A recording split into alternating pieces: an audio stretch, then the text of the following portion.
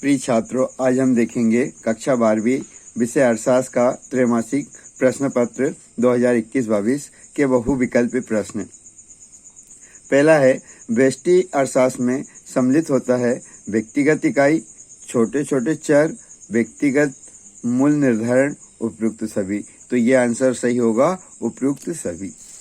अब दूसरा है, समष्टि अर्थशास्त्र के अंतर्गत निम्न में से किसका अध्ययन किया जाता है? राष्ट्रीय आय का किया जाता है, पूर्ण रोजगार का किया जाता है, कुल उत्पादन का किया जाता है। तो इसमें किया जाता है उपयुक्त सभी, तीनों का किया जाता है, राष्ट्रीय आय का भी, पूर्ण रोजगार का भी और कुल उत्पादन का, इसलिए क्या जाएगा? उपयुक्त सभी।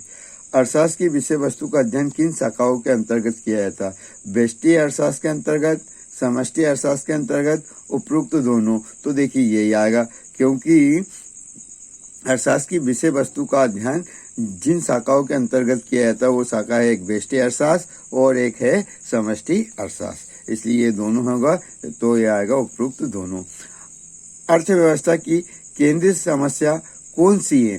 तो साधनों का आवंटन करना है, साधनों का कुशलतम उपयोग है, आर्थिक विकास दर है।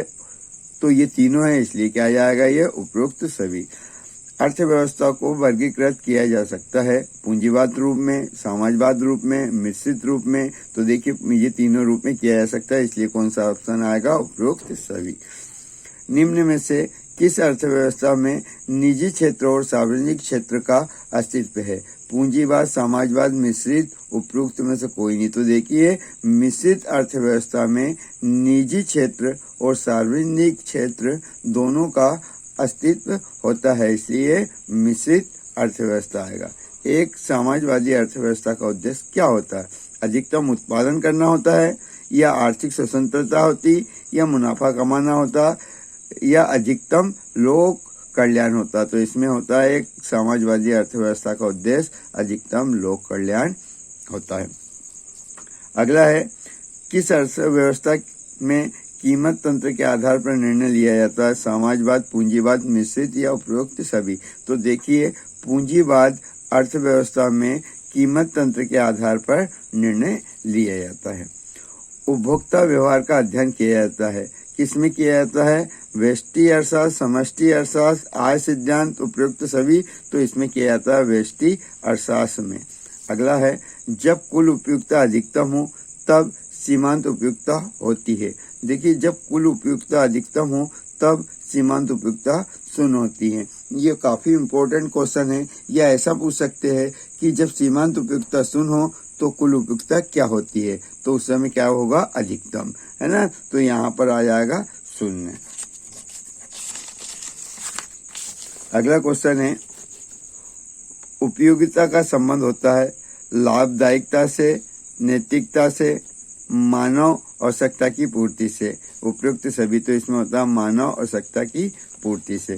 किसी वस्तु की मानवीय आवश्यकता की पूर्ति की क्षमता को कहते हैं, यानी जो वस्तु कोई मनुष्य की आवश्यकता की पूर्ति करता है उसे क्या कहा जाता है? उसे बोला जाता है उपयोगिता। एक वस्तु की सभी इकाई से प्राप्त होने वाली उपयोगिता का योग क्या कहलाता है या क्या कहते हैं? तो उसे हम बोलते हैं कुल उपयोगिता। अगला है, ऐसी वस्तु जिनका एक दूसरे के बदले प्रयोग किया जाता है कहलाती। यानी कोई वस्तु है, यदि एक नहीं है तो उसके स्थान पर दूसरी वस्तु का प्रयोग किया जा सकता है। जैसे मान लीजिए चाय और कॉफी, यानी कॉफी के स्थान पर चाय पी सकते हैं या चाय के स्थान पर कॉफी, या गुड़ या चीनी, मीठा करने के लिए हम क्या कर सकते हैं? गुड़ का उपयोग भी, या चीनी। तो यानी कोई वस्तु होती है जब उसके स्थान पर दूसरी वस्तु का उपयोग किया जा सकता है तो ऐसी वस्तु क्या कहलाती है? पूरक वस्तु कहलाती, स्थानापन्न वस्तु कहलाती है। पूरक वस्तु तो वो होती है जब एक दूसरे के बगैर प्रयोग नहीं किया जा सकता, लेकिन यहाँ क्या पूछा? एक दूसरे के बदले प्रयोग किया, तो वो वस्तु होती स्थानापन्न वस्तु। कॉफी के मूल्य में वृद्धि से चाय की मांग क्या होगी? देखिए मान लीजिए कॉफी का मूल्य बढ़ गया तो सभी लोग क्या करेंगे? चाय पियेंगे, यानी चाय की मांग बढ़ जाएगी।